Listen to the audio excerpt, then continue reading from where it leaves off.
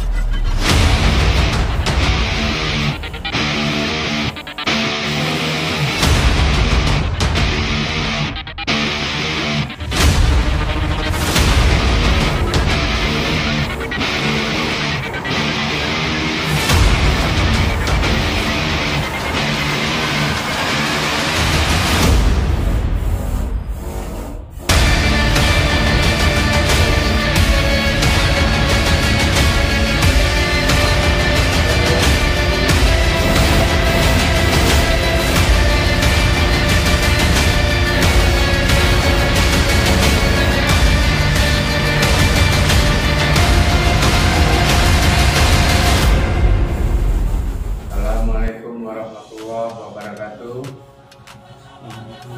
Pertama-tama kami ucapkan terima kasih atas kedatangan dari tamu kami, yaitu dari Kompi Brimob dan didampingi oleh Koramil 09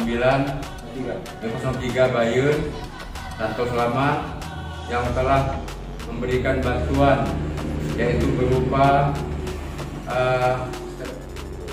penyemprotan disinfektan untuk COVID-19 di tahun 2021.